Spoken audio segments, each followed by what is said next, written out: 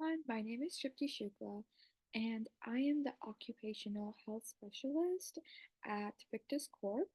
I've been asked by your managers to come here and talk to you guys about the matter of ergonomics and just tell you guys what it is and how you can apply this on your daily life as working in the company. So, first and foremost, I just wanted to give a little disclaimer saying that this is my final presentation project for environmental and occupational health for University of Arkansas for Medical Science. This is not a real presentation, but thank you so much for tuning in and listening about the ergonomics. So, what is ergonomics? Ergonomics is the science of designing the workplace, keeping in mind the capabilities and limitations of the workers. So, how can you have good practice of good ergonomics that can help prevent injuries and increase productivity? Um, why is it important? It is important because it kind of reduces the risk of musculoskeletal disorders, which can lead to discomfort and long term injuries. It also increases the productivity and efficiency by creating a more comfortable and effective working environment for everyone. It enhances the comfort and job satisfaction, making work more enjoyable. It also decreases the amount of absences by preventing injuries that can lead to time off work. And how do you practice good ergonomics in offices? Is by first setting up the workstation correctly. So first and foremost, where you sit, chair. Chair is very important for people that are working in offices because they're sitting most because they're sitting and working on the monitor. So use an adjustable chair with lumbar support and make sure that your feet should rest flat on the floor or on the footrest. Knee should be at or slightly lower than the hip level. Then comes the desk. The desk should be at the elbow height, and then keep frequently used items within reach so that you don't have to overreach, which would cause stretches in your muscles and could lead to injuries. Then comes your monitor. Position the monitor at eye level and about an arm length away. The top of the screen should be at or slightly below eye level to prevent any kind of neck strain. This ensures that you have the right amount of gap between your monitor and your eye so you don't have eye strain, also no neck strain. Then for keyboard and mouse, keep them close to each other and at the height that allows your wrist to be straight and your hands slightly below your elbow level. Posture is second most important thing. Sit up straight with your shoulders relaxed. Avoid slouching or leaning forward as this can strain your back and your neck. Use a document holder if you need to reference papers frequently to avoid looking down repeatedly because if you're looking down then you're putting strain on your back muscle. And also make sure that you're moving frequently. Um, Take breaks every 30 minutes to stand, stretch, and move around. This helps to prevent any kind of stiffness and muscle fatigue because if you're sitting down for too long and you're just sitting and just working, you will get some kind of stiffness and muscle fatigue, or you'll get tired too. So, this is just a good rule to have. Practice the 20-20 rule. So, every 20 minutes, look at something 20 feet away for 20 seconds to reduce any kind of eye strain. Then, um, for people that are working in lab, good ergonomic practices also comes with setting your workstation correctly. So for your bench height, first comes your bench height. Ensure the workbench is at a comfortable height to avoid bending or hunching over, which can lead to back pain or neck pain. Then, if you're sitting down, either on stools or chair, use adjustable chairs with footrests if standing for a long period of time. Ensure proper back support if sitting. And if someone that's using microscope, adjust the microscope to a comfortable height and distance. Use ergonomic support to reduce any kind of neck and shoulder strain. Then, for posture, this is important for any worker.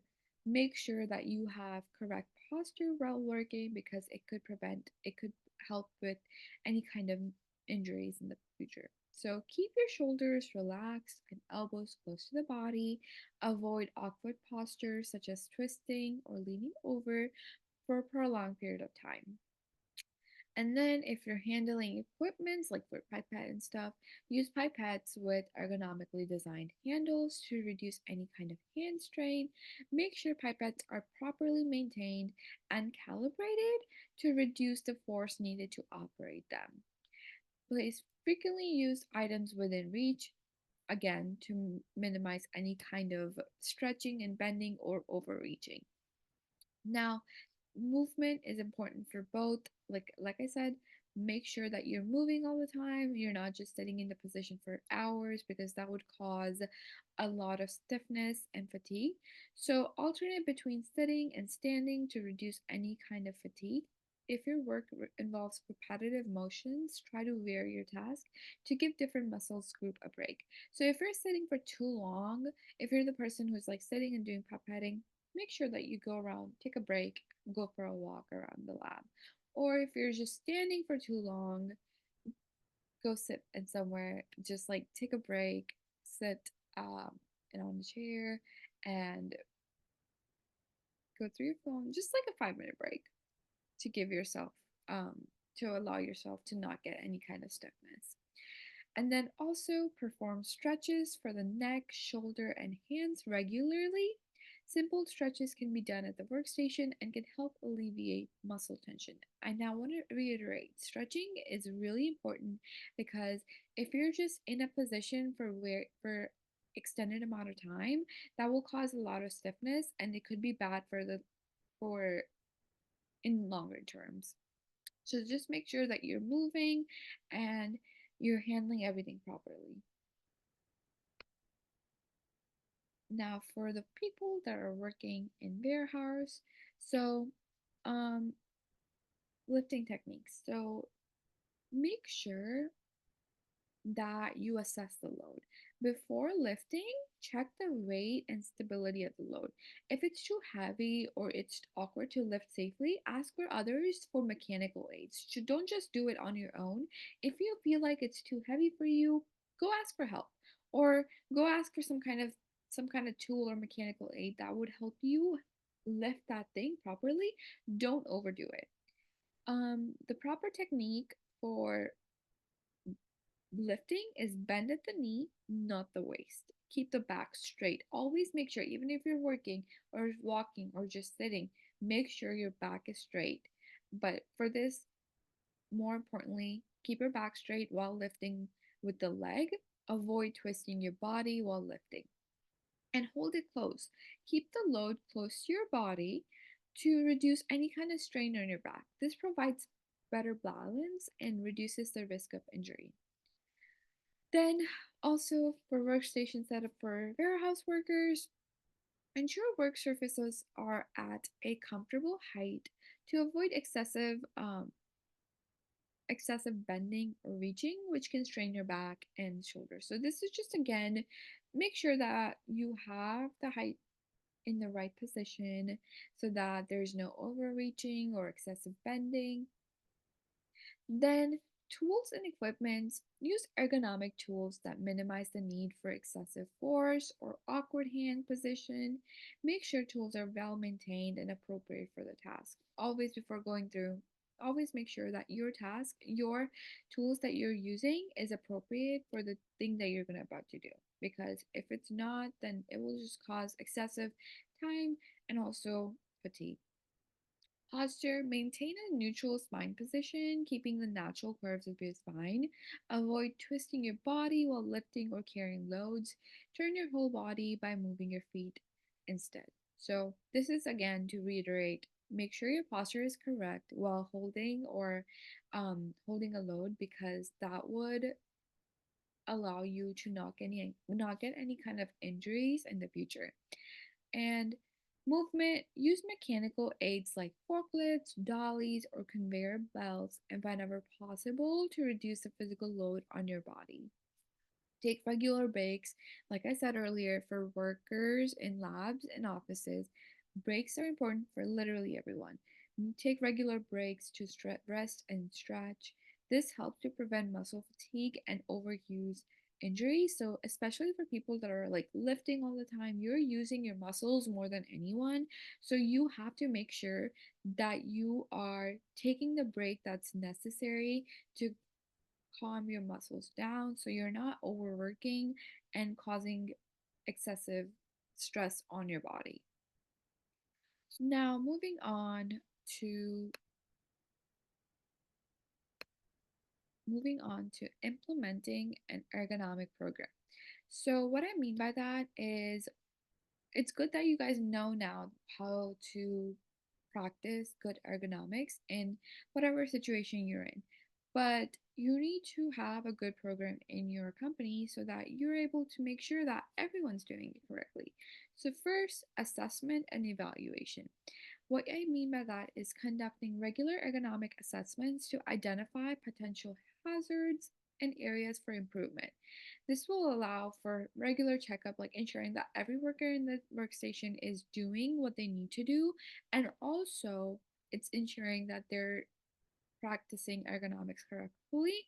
Use tools like ergonomic checklists and employee surveys to gather feedback and pinpoint specific issues so that you know what's going on and what you need to target in order to make it better. Then comes training and education, which this is first part of it. Provide ongoing training for employees on ergonomic principles and best practices. Also offer workshops, seminars, and online resources to keep employees informed and engaged. So this will just reiterate every time what they need to do, and if they hear it multiple times, they'll want to do it in the future. So this is just a good way to keep them on track. Then, adjustments and interventions. Implement changes based on the assessment findings, such as workstation adjustments, equipment upgrades, and process modification. Prioritize interventions that have the greatest impact on employee comfort and productivity. Monitoring and follow ups.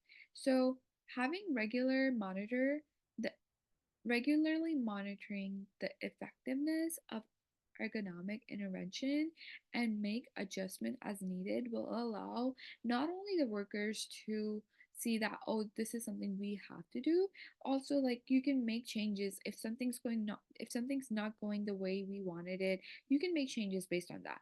And also encourage employees to report any kind of new issues or concerns promptly to ensure a proactive approach to ergonomics.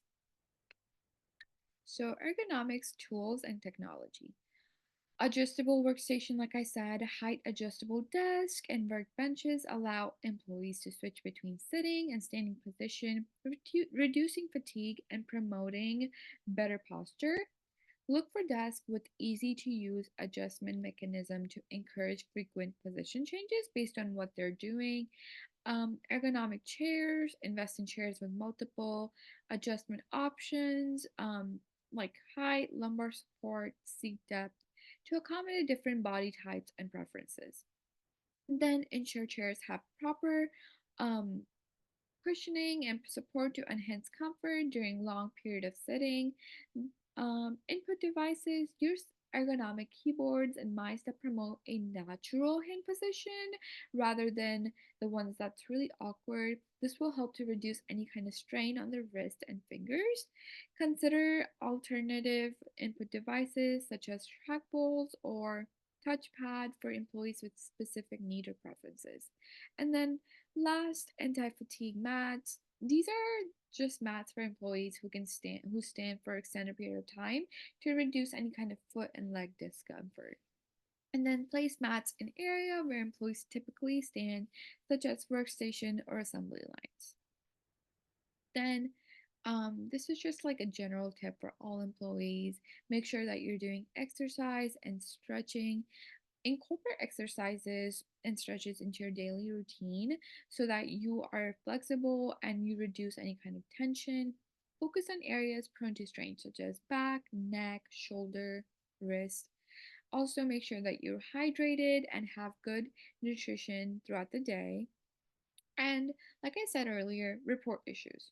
If you encourage employees to report any kind of ergonomic issues or discomfort early so that you can address the problems quickly and prevent them from happening in the future, provide access to resources and support for addressing any kind of ergonomic concerns. This could include ergonomic assessments, adjustments to workstation, or training on proper techniques.